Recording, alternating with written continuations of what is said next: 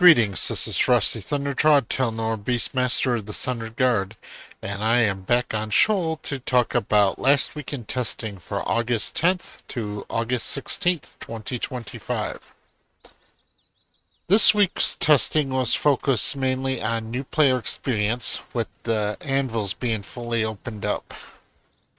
So, as such, I created two new characters to test them out.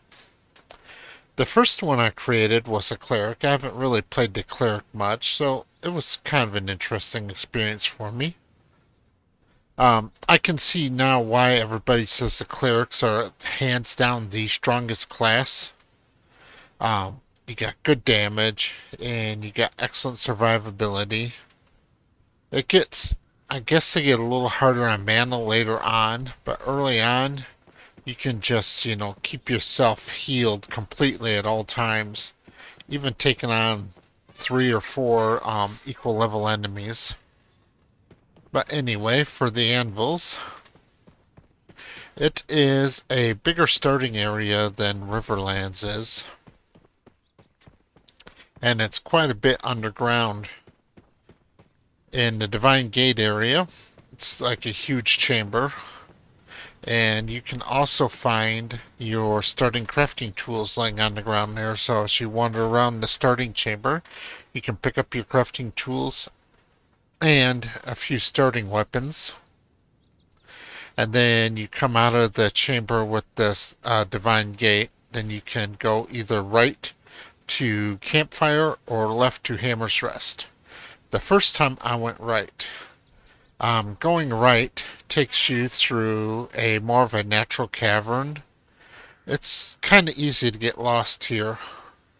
In the end, there's only one way through, but there's a few pointless arcing arms. The mini-map doesn't really work underground. It only shows you the surface. So as you're walking around underground, your mini-map just shows you what's up on the surface. It doesn't show you anything about where you're actually at in the game. And so I think it could use some signs or something, to point you in the correct direction. Occasionally you run into an NPC that might say, like this way too, but it's not very helpful. I think having signposts set up would be a great addition and help players get confused who are confused. So starting in the anvils, it's kind of a long dungeon crawl to start. I would say almost like Helgen-ish. I'd say probably a little bit longer than Helgen. There's several quests you can do while you're going through the dungeon, and you end up in your starting city, either Campfire or Hammer's Rest, with with enough glint to sell for 12 silver, which is enough to get you a good starting weapon. Because while you can pick up starting weapons in the Divine Gate, these are actually damaged starting weapons. And when you come out of the once you actually go to the vendor, you can get a standard quality weapon. And a few pieces of armor too. I didn't get any drops of any equipment whatsoever on either character.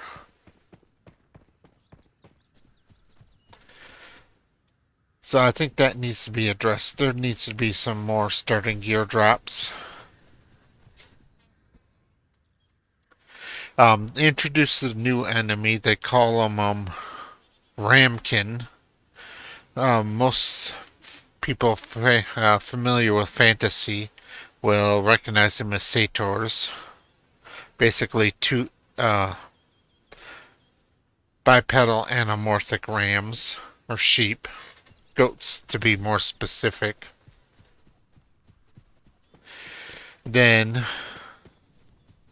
so that's to go the path right, and then once you finally make it to Campfire, it's a nice little cabin. This is the Nakula, the Sea Dwarf settlement.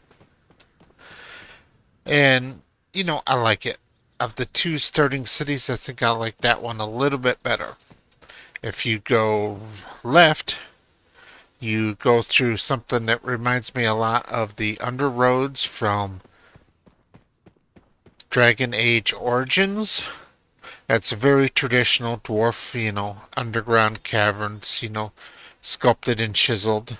And there's a few places where you got runic tablets that you can clean off and read some lore. So that's a very nice addition to the game. Once again, you have several quests you can do along the way. You end up with the same 12 silver worth of glint by the time you make it to Hammer's Rest.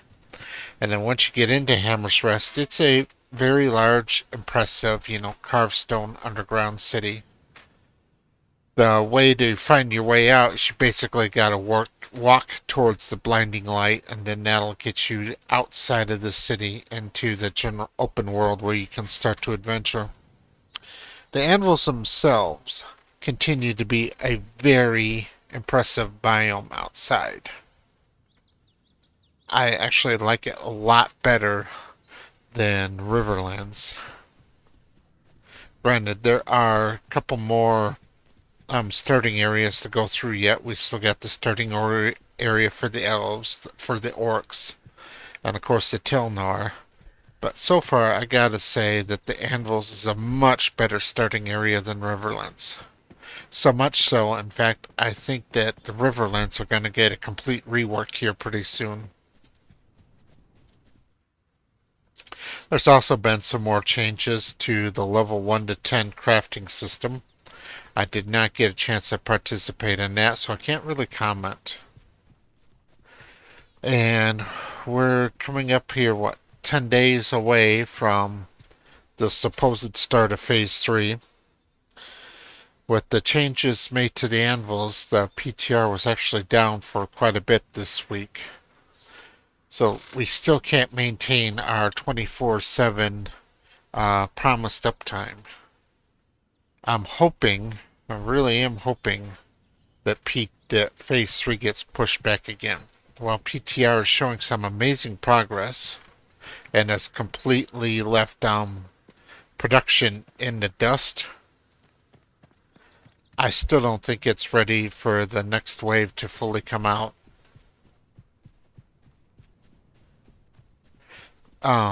We definitely at least need the mini map fixed for the underground areas of the new player start experience, because that is like the worst part, is the fact that you're in this cavern system. There is only one way through it, but it has several dead-end branches, and you have no way to tell which way is which. And after a while fighting the same monsters over and over again for little to no loot, gets kind of dull and repetitive, and it kind of slows down the new player experience a lot.